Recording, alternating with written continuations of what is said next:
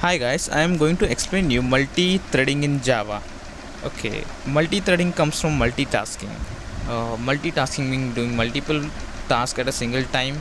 Yeah, these things are used by mobile smartphones, the operating systems. Okay, so multitasking are of two types. They are process-based and thread-based.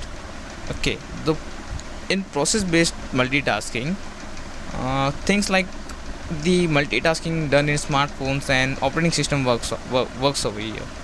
It is exactly like when you email someone, listen to music, browse for files, play games, all at a single time on an operating system level or a cell phone level, or the processes that the operating system perform. On thread based multitasking, a single application runs multiple threads of it. Means inside a single application multiple functions can be performed, like when you view a word document, you can print it, and at the same time you can edit it. Means you can change the text or the font size like that. So it is basically you are doing the editing on a same application. That is thread based multitasking. And yeah, in simple words, a thread is the independent flow of control in any programming language. Uh, Let me give a simple example of how multi-threading works and how it is useful to minimize the CPU idle time, and you can say it increases the processing power as well. So, and then I'll give you a simple algorithm or an example how it works. Like if you have many drives in your hard drive, and see, like you are searching for a file, you have 3 or 4 hard drives and they are full of data, and then you need to search a file. You create a search algorithm or a program with a single thread, and you start searching it from one drive to second drive to the third drive. It will take an hour. Means it's a lot of data. So if you have 4 drives, it will may take 4 hours for you to search that thing, right? But what happens in multitasking is the time reduces. Suppose think that there isn't a single thread over there, and you are using multiple threads to find what you need. Then all the 4 drives are scanned at the same time, and the work which was done in 4 hours got reduced to 1 hour. That's pretty cool, huh? And that reduces time and effort as well. So this is what multi-threading actually does.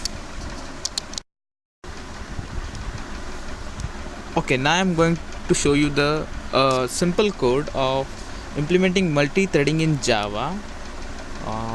It's a simple one, trust me. There are two ways by which a class thread can be defined, and the first one is by extending a thread class, and the second one is by implementing the runnable interface. I'm going to show you the first one by extending thread class. It's a bit easier. Okay, I have already typed the code as I said you, so I have the code over here. Yeah.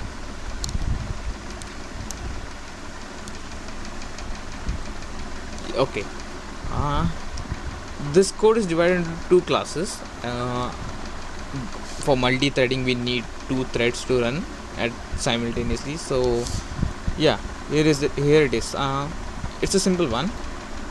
It's a class which I have named my thread, and that extends thread class. That is pretty simple. This is the first method which I talked about. Two ways of defining a thread.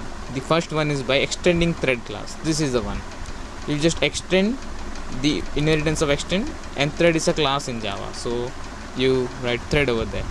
Then you make a method public void run.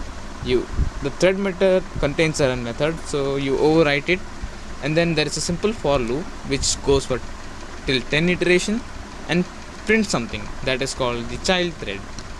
Okay, this is the child thread. Then this is surely not the main class, and then there is a main class over here which is the second one.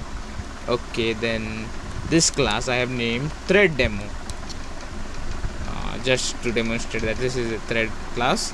main class. Yeah, this is something which we know pretty common. Public static void means string args.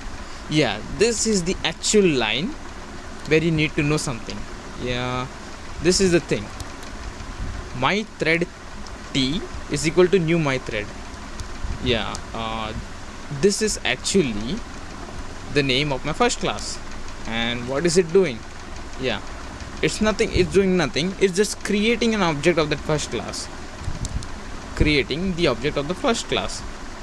And t dot start, this is dot start is a function of my thread class. So t is of the first class, an object of the first class, so that means this start is starting this loop. Let me tell you one thing. This public static void main is a single thread. This single thread starts thread t is equal to new my thread. This thread is making this object, and this thread is only starting it.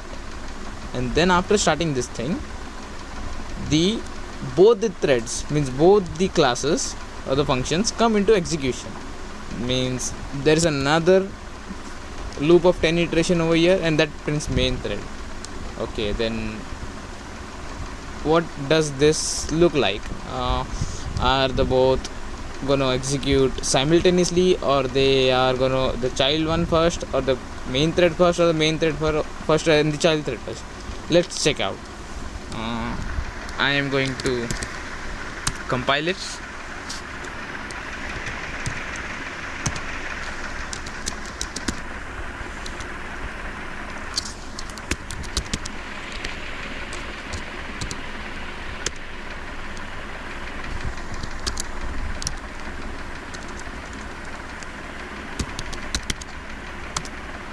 Yeah, it compiles fine, I guess. Yeah, then Java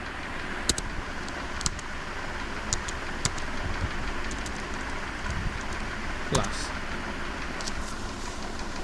If you look at this console pretty clearly, then you will find that there's a main thread, main thread, followed by the child thread, then main thread, child thread, 4 main threads, 1 child thread, 4 main thread, 2 child thread, 1 main thread, 2 main thread, and so on it goes.